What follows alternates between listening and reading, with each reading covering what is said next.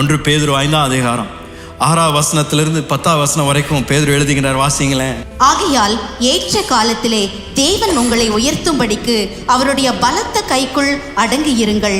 அவர் உங்களை விசாரிக்கிறவரானபடியால் உங்கள் கவலைகளை எல்லாம் அவர் மேல் வைத்து விடுங்கள். தெளிந்த புத்தியுள்ளவர்களாயிருங்கள், விழித்திருங்கள். ஏனெனில் உங்கள் எதிராளியாகிய பிசாசானவன் கெர்ச்சிக்கிற சிங்கம் போல் எவனை விழுங்கலாமோ என்று வகை தேடி சுற்றி திரிகிறான்.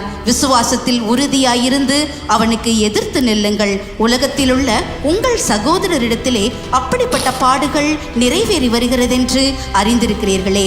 கிறிஸ்து இயேசுவுக்குள் நம்மை தமது நித்திய மகிமைக்கு அழைத்தவராயிருக்கிற சகல கிருபையும் பொருந்திய தேவன் தாமே கொஞ்ச காலம் பாடு அனுபவிக்கிற உங்களை சீர்படுத்தி ஸ்திரப்படுத்தி பலப்படுத்தி நிலைநிறுத்துவாராக. அப்போஸ்தலனாகிய பேதுரு சொல்றாரு, ஏற்ற காலத்தில் ஆண்டவர் உங்களை உயர்த்துவார். அது வரைக்கும் என்ன செய்ய சொல்றாருங்க? நம்மை தாழ்த்தி அவருடைய கரத்தில் ஒப்பு கொடுத்துருங்க. உங்கள் காலம் வருங்க, உங்கள் நேரம் வருங்க, உங்கள் விடிகாலம் வருங்க. அதுவரை அவருடைய கரத்தில் நீங்கள் பொறுமையாக காத்து கொண்டிருங்க. அந்த நேரம் வந்தவுடன், அந்த விடிகாலை வந்தவுடன் ஆண்டவர் கட்டாயம் நிச்சயம் உங்கள் வாழ்க்கையில் நன்மையை செய்து அந்த போராட்டத்தை ஒரு சாட்சியாக ஏற்படுத்த தேவன் கட்டாயம் செயல்படுவார் என்பது உங்களுக்கும் எனக்கும் இருக்கின்ற நிச்சயம்.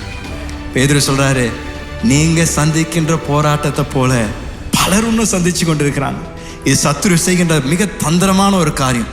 நம்மளை தனிப்படுத்தி நம்முடைய காதுல வந்து, உனக்கு தான் இந்த கேடு, உனக்கு தான் இந்த சாபம், உனக்கு தான், வேற யாருக்கும் இல்லை பாரு, அவங்களுக்கெல்லாம் ஆண்டவர் பதில் கொடுத்துட்டாரு, அவங்களுக்கு இது நடந்துருச்சு, அவங்களுக்கு திருமணம் ஆயிடுச்சு, அவங்களுக்கு குழந்தை வந்துருச்சு, அவங்க வீடு கட்டிட்டாங்க, உனக்கு நடக்காது, உனக்கு நடக்காது என்று தனித்து வைத்து உங்களுக்கு நீங்கள் சந்தித்து கொண்டிருக்கின்ற போராட்டம் உங்களுக்கு மாத்திரம் என்று உங்களுக்கு சொல்லி உங்கள் மனதை எப்படியாவது சோர்வடைய செய்கின்றார்.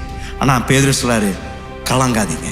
உங்களை போல பல தேவ பிள்ளைகள் இந்த விசுவாசத்தின் போராட்டத்தை போராடி கொண்டிருக்கின்றார்கள்.